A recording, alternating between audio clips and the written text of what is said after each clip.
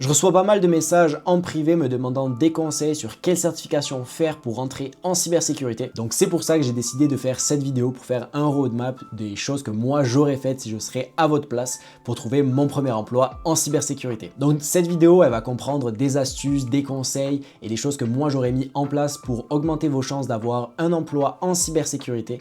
Donc ça va être de la phase 1 à la phase 6. N'hésitez pas à vous abonner pour ne pas manquer les prochaines vidéos et si jamais, place à la vidéo. Donc là, on va prendre en compte que vous n'avez pas d'expérience en informatique et que vous arrivez vraiment sans expérience du tout. Donc moi, le premier conseil que je vous conseillerais de faire avant de passer aux certifications, etc., ça serait de créer un compte LinkedIn. Pourquoi créer un compte LinkedIn? En gros, ce que vous allez pouvoir faire, c'est que vous allez pouvoir vous connecter avec des gens que vous connaissez déjà dans un premier temps pour avoir un petit réseau. Et ensuite, ce que vous allez pouvoir faire, ça serait de vous connecter avec des gens du milieu. Comme ça, au moins, vous allez avoir un petit réseau en cybersécurité et en informatique. Vous allez pouvoir voir les postes qu'ils font, par exemple, peut-être qu'ils vont recruter, etc., pour avoir un petit réseau dans le domaine. Ensuite, tous les projets que vous faites, je vous conseille en fait de les publier sur LinkedIn. Pourquoi? Parce qu'en fait, quand des gens vont tomber sur votre profil, que ce soit des recruteurs ou même des gens un petit peu curieux, ils vont voir qu'est-ce que vous faites dans vos temps libres. Et en fait, ça va créer de l'interaction avec les gens. Donc probablement qu'ils vont liker, etc. Et en fait, d'autres gens vont le voir. Et en fait, de fil en aiguille, il y aura peut-être des recruteurs qui vont tomber sur votre profil et qui vont voir, ok, ben, cette personne-là, après ses temps libres, donc après qu'il travaille ou après ses études, ben, il crée des mini-projets. Et c'est vraiment intéressant. Pour vous donner un ordre d'idée, je ne le faisais pas au début. Maintenant, je le fais et je vois en fait, il y a des gens qui like, etc. ou qui republient en fait des posts à moi. Et en fait, je vois que j'ai beaucoup plus de visibilité. J'ai déjà eu des demandes d'emploi par message. Je pense pas que c'est parce que juste pour mes projets, mais en gros, vous comprenez ce que je veux dire. Il y a de plus en plus de monde qui vont voir les choses si c'est des projets qui sont intéressants. Du style, par exemple, ah ben j'ai créé un serveur Minecraft, comment j'ai fait pour le sécuriser? Et au moins là, vous expliquez un petit peu sans que ça soit trop chiant pour tout le monde. Vous le publiez, il y a des gens qui like et en fait, il y a de plus en plus de gens qui vont le voir. Donc voilà, c'était le premier conseil que moi j'aurais fait. Si vous n'avez pas de compte LinkedIn, je vous conseille d'en créer un. Ensuite, ce qu'on va faire, c'est qu'on va redescendre un petit peu. Ensuite, ce que je vous conseillerais, c'est si jamais vous n'en avez pas, ça serait de créer un CV. Évidemment, ça paraît un petit peu obvious, mais faites-le qui soit propre, qui n'ait pas de faute d'orthographe, etc. Aussi, je voulais savoir avec vous, dites-le moi en commentaire si ça serait quelque chose qui vous intéresserait, que je fasse en fait une vidéo avec un professionnel du recrutement, peut-être un recruteur, j'ai quelqu'un en tête, mais je veux voir s'il y a des gens que ça intéresserait pour en fait bien faire un CV en cybersécurité. Donc dites-le moi en commentaire si jamais ça vous intéresse et moi je m'arrangerai pour faire une vidéo dessus. Parfait, donc là ce qu'on pouvait voir, on était du coup dans la partie 1, donc bravo, félicitations, vous avez fait la partie 1. Ensuite, pour l'aspect TI, habituellement dans les vidéos, parce que j'en ai regardé pas mal qui faisaient des roadmaps en fait de certification, souvent ils allaient direct en cybersécurité, ok, faites cette certification, etc. Je vous déconseille de faire ça. Pourquoi? Parce que vous n'allez pas avoir les fondamentales. C'est sûr que si vous avez des fondamentales en informatique, c'est toujours une bonne chose, mais si vous n'avez pas les fondamentales en informatique et que vous voulez aller en cybersécurité, vous allez être perdu. Pourquoi je dis ça? Parce que par exemple, si vous ne savez pas c'est quoi la différence entre une carte graphique par exemple et un disque dur, en gros vous allez être complètement perdu si vous n'avez pas la base. Donc ce que je vous conseillerais, ça serait probablement dans une étape, dans une première étape, ça serait du coup d'avoir de l'expérience en informatique, du coup en TI. Donc c'est pour ça que j'ai mis long et court, parce qu'il y aura deux pattes entre guillemets à suivre pour pouvoir rentrer en cybersécurité. Là, comme vous pouvez le voir, il y a l'expérience TI, donc que ça soit par exemple des centres d'appel pour du support, des réparations d'ordinateurs ou du support, ou par exemple même des projets perso, comme je le mentionnais au tout début, que vous pourriez publier sur LinkedIn. Donc moi je suis passé par là, j'ai fait 1 an et demi voire 2 ans de support technique dans une compagnie qui réparait des ordinateurs, etc. qui faisait un petit peu de réseautique, etc. Mais moi par exemple je n'ai pas eu de certification du coup comme ce que je mentionne un petit peu plus bas. Donc comme vous pouvez le voir ici en cours certification projet perso, Contia A+. Donc si jamais vous n'avez pas la chance d'avoir de l'expérience et que par exemple vous voulez directement aller en cybersécurité malgré le fait que l'expérience prime beaucoup comparé à des certifications, en gros je vous conseillerais d'avoir Contia A+. Si jamais c'est une certification qui coûte à peu près 200 ou 300 $, mais c'est un game changer, c'est vraiment quelque chose qui est vraiment recherché si jamais vous voulez faire de l'informatique ou que vous voulez comprendre vraiment tout ce qui touche au niveau TI. Mais honnêtement, si vous pourriez avoir de l'expérience dans le domaine, donc faire par exemple des petits emplois d'été, faire des réparations d'ordinateurs, ordinateur, etc., etc., ou même des centres d'appel où est-ce que, par exemple, il y a des gens qui vous appellent pour du support, etc., de les aider. Si vous pouvez faire ça pendant quelques mois pour au moins avoir le plus d'expérience possible, honnêtement, en moins de 6 mois, 8 mois, vous allez vraiment voir 98% des problèmes qui sont assez récurrents, c'est toujours la même chose, mais au moins vous allez avoir un beau bagage en informatique pour comprendre le reste. Donc ça, c'était vraiment la partie 2 que je vous conseillerais d'avoir. Toujours pareil, dans cette vidéo-là, c'est pas coulé dans le marbre. Si jamais peut-être que vous allez me dire non, moi je t'écoute pas, je m'en fous, je fais ce que je veux, je vais passer de cette certification-là à cette certification-là sans avoir d'informatique. C'est libre à vous, c'est votre vie. Moi, je vous donne juste les conseils que j'aurais aimé avoir. Et du coup, en gros, c'est ça. Ça serait vraiment de commencer en fait par de l'informatique avant d'aller directement en cybersécurité pour avoir au moins une petite base en informatique à la place de sauter directement en cybersécurité. Donc ça, c'était vraiment la partie 2. Donc comme vous pouvez le voir juste ici, la partie 3, c'est les certifications. Donc ça, c'est vraiment là où, pourquoi vous avez cliqué sur cette vidéo pour voir le genre de certification que vous voulez avoir pour entrer dans la cybersécurité. Selon moi, bien évidemment, toujours pareil, je vais vous proposer des certifications. Peut-être que vous allez peut-être pas les suivre. Moi, c'est ça que je vous conseillerais de faire pour avoir quand même une évolution sur les certifications que vous allez faire. Mais c'est pas coulé dans le marbre. Vous faites ce que vous voulez. Donc souvent, vous pouvez voir des vidéos, des certifications qui sont du coup gratuites. Est-ce que c'est une bonne chose? Moi, je trouve que c'est quand même une bonne chose parce que déjà d'un, les certifications payantes, elles sont payantes. Donc peut-être que vous n'avez pas les moyens de débourser par exemple des 200, 300, 400 euros sur une certification. Je fais ma petite pub en même temps. Donc comme vous pouvez le voir, en gros, j'ai fait une vidéo il y a quelques temps, donc 1 an maintenant, où est-ce que je présentais 6 certifications gratuites en cybersécurité.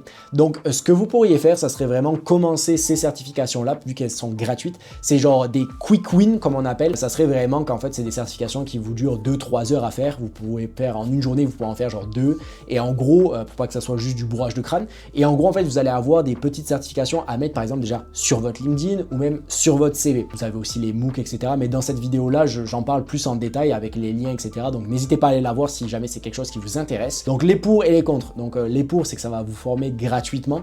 C'est toujours cool. Donc, en 2-3 heures, vous allez avoir des petites certifications. Mais les contre, c'est qu'il ne faut pas baser, en fait, toute votre expérience sur du contenu gratuit. Parce que malheureusement, peut-être que c'est des certifications, mais aux yeux, par exemple, des recruteurs, peut-être que c'est pas très intéressant. Donc moi, ce que je vous conseillerais, ça serait d'en faire 2-3, histoire de commencer, de vous donner en fait l'envie de faire plus de certifications, parce que c'est sûr que si vous commencez à faire des certifications, à dire bon moi je commence direct en cybersécurité et je mets 1000 euros sur une certification, peut-être que vous allez vous dire ok, c'est une grosse montagne, il y a beaucoup de matériel, je vais pas l'apprendre, je comprends rien, etc. Donc commencez par des petites choses qui sont gratuites pour pouvoir vous donner l'envie de continuer à faire des plus grosses certifications. Ensuite, il y a l'aspect du coup gratuit, il y avait l'aspect payant. Donc au niveau de l'aspect payant, toujours pareil, le mec il fait encore sa pub, il casse les couilles. J'ai fait une vidéo sur la certification de Google. Je sais qu'à un moment Google donnait gratuitement cette certification. Fallait me suivre les gars pour pas manquer ça. J'ai aidé justement, je pense que c'était 100 certification gratuite que j'avais pour Google, donc les gars, faut s'abonner. Donc en gros, c'est une certification qui est en collaboration entre Google et Coursera, et en gros, vous avez la possibilité d'avoir 7 jours gratuits, et après je pense que c'est à peu près 30 euros, je sais plus, par mois, mais en tout cas, si vous êtes assez chaud, vous pourriez le faire dans le laps de temps où est-ce que c'est gratuit, et en fait, avoir la certification gratuitement. Donc ensuite, la certification que vous pourriez faire, ça serait la ISC2, donc c'est CC de chez ISC2. Donc la certification en elle-même, elle est gratuite. Sauf qu'en fait, ce qu'il faut faire, c'est que chaque année, il faut renouveler en fait, son adhésion en tant que membre, et en fait, il faut payer 50 $. Donc, ce que vous pourriez faire, c'est que vous pourriez le faire la première année pour avoir le certificat. Puis après, au pire, vous n'êtes pas obligé de la renouveler chaque année. Ça ne sert pas à grand chose, à part si vous voulez être membre, parce qu'il y a des petits, en gros, sur d'autres certifications, vous avez des petits pourcentages en moins, etc., etc. Mais en tout cas, vous pourriez le faire pour une fois. Donc, comme vous pouvez le voir, la première certification de chez Google, elle est genre à 30 €, puis après, c'est 50. J'ai essayé de faire ça graduellement pour pas que ça soit trop écœurant d'un coup de dire ok ça vous coûte 600 $ les gars, 600 € direct, ça va être super. Non, on veut essayer de faire ça graduellement pour vous donner quand même l'envie de rentrer dans le milieu, de pas vous dire bon il faut mettre un gros billet sur la table pour pouvoir rentrer. Non, c'est pas ça. Vous pourrez très bien vous former gratuitement sur internet, mais au moins vous allez pouvoir avoir en fait une certification sur les connaissances que vous avez. Donc ensuite, si je serais vous, commencerez à faire une certification de chez Microsoft. Donc pourquoi? Peut-être que là il y a des gens qui vont me dire non mais attends Loïc, t'es fou, Microsoft, etc. C'est c'est le diable. Malheureusement, peut-être que pour certaines personnes ça l'est, pour moi ça ne l'est pas. Et puis pour vous donner un ordre d'idée, sur à peu près 40 clients avec lesquels je travaille, 98% de ces clients-là sont chez Microsoft, donc avec Office 365. Du coup. Et en gros, c'est de plus en plus de compagnies qui sont comme ça. Je parle surtout au niveau du Canada, peut-être qu'en France c'est un petit peu moins vu que c'est américain, mais au niveau Canada, US, c'est vraiment avec Microsoft, très peu du Google Workspace. Et puis au moins ce genre de certification-là, en fait, vous allez pouvoir avoir en fait un overview de toutes les technologies que Microsoft propose. Comme vous pouvez le voir là, c'est une fondamentale, hein, c'est vraiment pas quelque chose de très poussé, c'est vraiment pour vous apprendre que ce que c'est par exemple le DLP, les conditional access, etc., pour vous apprendre en fait un petit peu plus à comprendre l'écosystème Microsoft. Et en fait, comme vous pouvez le voir, des fois en fait, il y a des vouchers, donc des tickets pour pouvoir passer la certification gratuitement. J'essaie de temps en temps de faire des vidéos quand il y a des offres que Microsoft propose pour avoir des vouchers gratuitement. Donc encore une fois, abonnez-vous. Merde, ça fait combien de fois je vous le dis? Mais du coup, c'est ça. En gros, ça vous permettra en fait d'avoir des certifications gratuites entre guillemets à la place de payer 100 € pour la passer, parce que des fois en fait, il y a des petits challenges qu'il faut faire pour pouvoir les avoir gratuites. Aussi, si vous êtes étudiant, vérifiez sur internet. Il y a des fois des petits coupons de 200, 300, 400 € gratuitement pour avoir en fait des crédits pour créer des VM dans Azure, pour vous créer tout un écosystème à vous. Et par exemple, vous feriez un petit projet du style j'ai fait un petit firewall avec 7 VM, etc. Donc dans ce cas-là, d'avoir un crédit de 200 $ pour faire un petit projet et le mettre sur LinkedIn. Donc vraiment, c'est un cercle vertueux. Ensuite, la Junior Cybersecurity Associate de Hack the Box. Donc pour être 100% honnête avec vous, je n'ai pas cette certification-là, mais j'ai eu beaucoup d'échos positifs sur cette certification-là. Donc comme vous pouvez le voir, vous n'avez pas besoin d'avoir toutes les certifications que je mentionne en fait dans cette vidéo pour rentrer en cybersécurité. Loin de là, vous n'avez vraiment pas besoin d'avoir toutes ces certifications-là pour avoir un emploi. Peut-être que vous allez en avoir une seule de toute la liste et vous allez pouvoir avoir un emploi. Et ensuite, moi, ce que je vous conseillerais, si vous avez les moyens, ça serait d'avoir soit Network Plus ou soit Sécurité Plus. Et en fait, je vous conseille d'avoir une de ces deux-là pour en fait maximiser votre taux de recrutement parce que souvent, c'est dans les certifications qui sont demandées pour être recruté, malgré le fait que, honnêtement, petit conseil, si jamais appliquez pareil dans les offres d'emploi, même si vous n'avez pas toutes les certifications, vous pourriez très bien rentrer sans avoir tous les prérequis demandés. Donc ensuite, ça, c'est la question. Souvent, on me dit, ok Loïc, je veux travailler en cybersécurité, qu'est-ce que je peux faire? Et à chaque fois, je leur réponds, d'accord, tu veux travailler en cybersécurité, mais dans quoi? Donc comme vous pouvez le voir à l'écran, la cybersécurité, c'est super large. Aujourd'hui, je vais pas vous dire, ok, il va falloir que vous trouviez un emploi là-dessus, nanana, etc. Non, honnêtement, aujourd'hui, ce qu'on va faire, c'est qu'on va le splitter en Blue Team et Red Team pour que ça soit beaucoup plus facile pour vous à comprendre. Et dites-vous qu'un jour, en cybersécurité, vous allez peut-être devoir choisir quel genre d'emploi vous allez faire. Donc que ça soit par exemple du pen test, que ça soit par exemple du threat intel, que ça soit par exemple du access control, etc. Donc aujourd'hui, ce qu'on va faire, c'est qu'on va juste diviser ça en Blue Team et Red Team. Mais dans le futur, peut-être que vous allez vous dire, ben moi je préfère ça, moi je préfère ça. Donc c'est ça, on ne peut pas tout aimer dans la cybersécurité. Ne vous dites pas, moi j'adore tout, etc. C'est totalement faux. Il y a des choses que vous allez préférer que d'autres. Donc c'est là où est-ce que peut-être que vous allez dans le futur trouver un positionnement qui vous plaît. Mais là, vu que vous êtes au tout début de votre carrière, regardez d'abord si vous voulez aller plus dans le défensif ou dans l'offensif. En parlant justement de ça, on fait une belle transition sur le Blue Team et le Red Team. Donc qu'est-ce que le Blue Team et le Red Team? Donc Blue Team, c'est vraiment l'équipe qui défend, donc par exemple qui met les systèmes en place, etc. Et le Red Team, c'est vraiment ceux qui attaquent les systèmes, donc ceux souvent qui font les pen tests. Donc ne vous dites pas que si jamais vous allez dans une filière, oh non, vous êtes perdu, vous allez faire ça toute votre vie. Non, vous pourrez très bien pivoter si jamais votre compagnie vous en offre la possibilité, mais dans tous les cas, c'est des connaissances qui vont pas être perdues.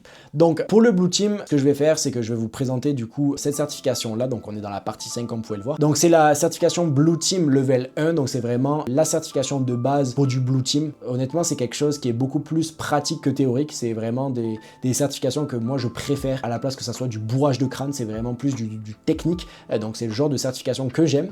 Et du coup, en gros, pour du Red Team, moi ce que je conseillerais, ça serait la EJPT. Et en gros, moi ce que je conseillerais, ça serait de faire celle-ci si jamais vous voulez aller plus dans un côté Red Team. Donc pour avoir une certification de base en tant que pentester. Et comme vous pouvez le voir, en fait, là j'ai mis en fait une ligne rouge. Si jamais vous arrivez à ce point-là de votre carrière, ça va être à vous en fait de voir qu'est-ce que vous aimeriez faire dans le futur. Pourquoi je dis ça? Parce que par exemple, pour vous donner un ordre d'idée, j'ai eu la possibilité en fait de faire une certification avec le Hackfest qui était Physical Pentester, alors que je fais pas du tout de pentest dans tous les jours de mon travail, mais j'ai eu la possibilité de faire cette certification là. Donc en gros, ne vous dites pas ok ben je suis cette carrière là, je veux faire ça, je veux faire toutes ces certifications là, parce qu'en fait des fois il y aura des événements qui vont vous permettre de faire d'autres certifications. Donc moi ce que je vous conseillerais, c'est que quand vous arrivez à ce stade là de votre carrière, ça serait vraiment de voir où est-ce que vous voulez aller dans le futur. Ben, dépendamment le poste que vous allez convoiter, ben, vous allez pouvoir vérifier en fait la certification qui est en rapport avec le poste que vous convoitez. Donc si vous voulez être plus être un manager, ou est-ce que vous êtes plus être un pentester, ou est-ce que vous voulez être plus par exemple un SOC analyste. Donc c'est pour ça que j'ai mis cette petite ligne rouge là, ça va être à vous de faire votre propre choix. Et en gros ce qu'il y avait avant, c'était vraiment pour rentrer dans le domaine. Donc là, ce qu'on va faire, c'est qu'on va parler des petites astuces et petits conseils que moi j'aurais aimé avoir en tant que junior quand je suis rentré dans le domaine pour justement augmenter vos chances d'avoir un emploi en cybersécurité. Donc le premier conseil, ça serait de rejoindre des conférences et des conventions en cybersécurité, que ça soit par exemple le Hackfest que j'ai présenté il y a quelques semaines, le Hack en France, et il y en a des dizaines et des dizaines.